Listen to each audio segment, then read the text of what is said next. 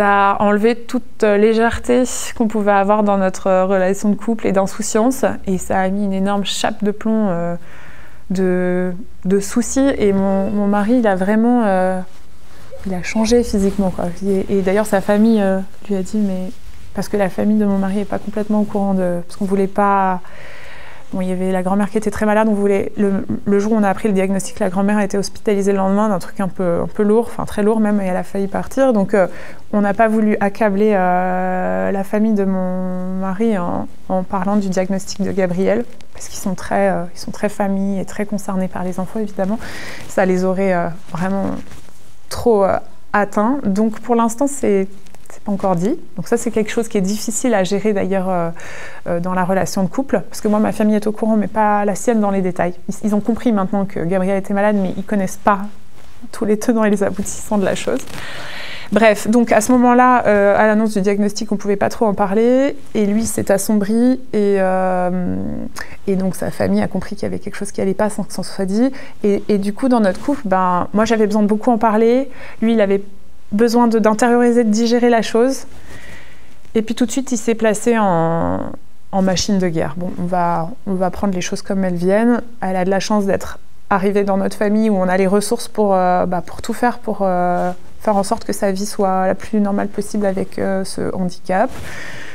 Et donc là, c'est vrai que même si j'ai perdu de l'insouciance et de la légèreté de mon mari, j'ai vu à quel point c'était mon compagnon, mon partenaire de vie. Je le savais, mais là, voilà, on était un couple dans l'adversité et de ce que la maladie représentait.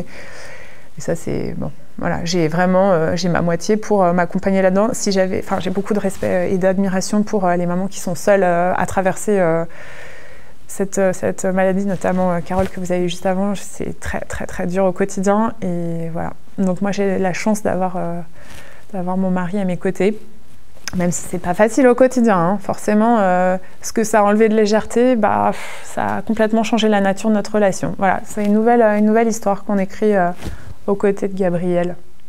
Je sais pas comment ça se passe dans les autres familles. En tout cas, moi j'ai pris le parti de me concentrer sur mon cocon, ma famille, ma fille, et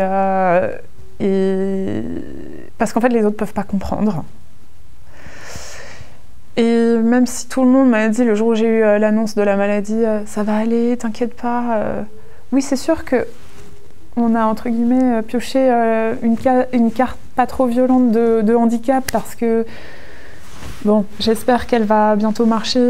Elle n'est pas polyhandicapée comme certains syndromes où vraiment c'est encore plus difficile au quotidien. Et voilà, je me dis pas qu'on a eu de la chance dans notre malchance, mais un petit peu quand même, on a un syndrome qui, en tout cas pour Gabrielle, parce que c'est Gabrielle. Encore une fois, chaque enfant a ses particularités, mais Gabrielle, j'espère qu'elle va marcher. Je ne sais pas si elle sera verbale, si elle va parler, j'en sais rien, on verra. L'avenir nous le dira. Je suis pas très optimiste, mais en tout cas, voilà, tout le monde m'a dit. T'inquiète pas, ça va aller. J'ai vu, il y a des enfants qui s'en sortent très bien avec cette maladie.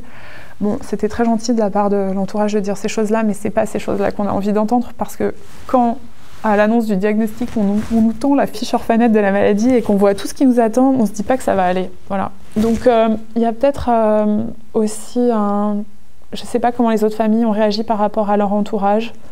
Parce que oui, aussi, ça redistribue les cartes des relations familiales au-delà de la famille mononucléaire. Il y a vraiment un sujet. Nous, on a de la chance. On a ma belle-mère et ma maman qui nous aident quand même beaucoup au quotidien. Mais j'ai eu des déceptions dans l'annonce de la maladie de la part de, par exemple, mes frères qui ont été plus qu'absents et plus que décevants. Et donc forcément, ça redistribue la façon de voir la famille. Et les amis aussi, on voit ceux qui sont là et ceux qui ne sont pas là. Et donc moi, je me suis quand même un peu coupée de pas mal de relations, parce que j'avais besoin vraiment de me recentrer sur mon nid, ma famille, de digérer la chose. Et voilà. Et là, je sens que je vais pouvoir m'ouvrir un petit peu plus. Bon, j'en parle depuis le début de cette maladie. Moi, j'ai besoin de parler. Et d'ailleurs, c'est pour ça que je suis là aujourd'hui. Mon mari n'est pas là, par exemple. Voilà. Lui, il ne veut pas en parler. Voilà. Chacun sa façon d'appréhender la chose, mais voilà, donc peut-être parler de ça, voilà. J'espère que ça se passera bien pour les autres familles. Pour l'instant, nous, on est bien entourés. Voilà.